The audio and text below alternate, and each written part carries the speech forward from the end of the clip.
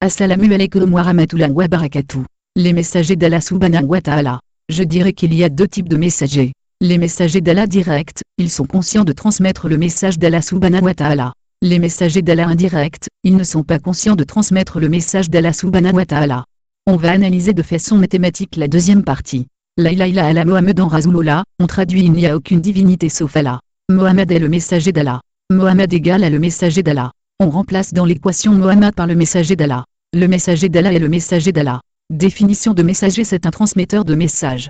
Le messager égale à transmetteur de messages. On remplace dans l'équation est un messager d'Allah par m'a transmis le message d'Allah. Le messager d'Allah m'a transmis le message d'Allah.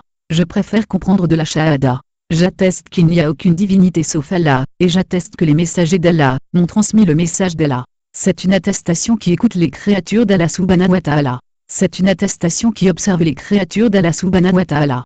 C'est une attestation qui médite les créatures d'Allah subhanahu wa ta'ala.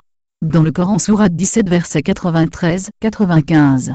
Ou que tu aies une maison garnie d'ornements, ou que tu sois monté au ciel. Encore ne croirons-nous pas à ta montée au ciel, jusqu'à ce que tu fasses descendre sur nous un livre que nous puissions lire.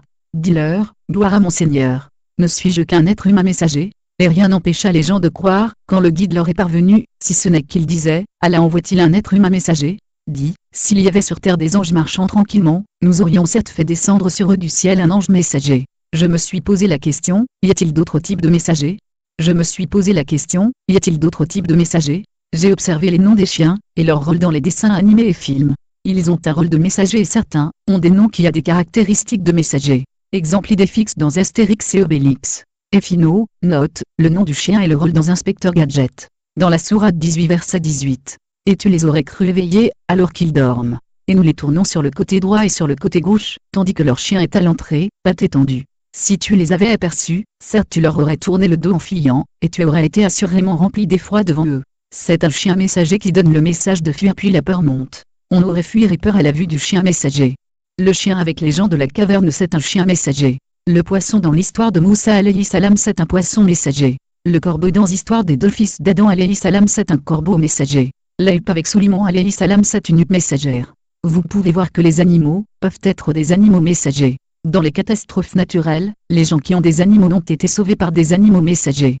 Les messagers d'Allah indirects sont tous autour de nous. Les êtres humains, les enfants, les femmes et les hommes, sont des messagers d'Allah. Les anges sont des messagers d'Allah. Les sentiments, les intuitions, les sensations, les rêves, sont des messagers d'Allah. Les êtres vivants, animaux, végétation, sont des messagers d'Allah.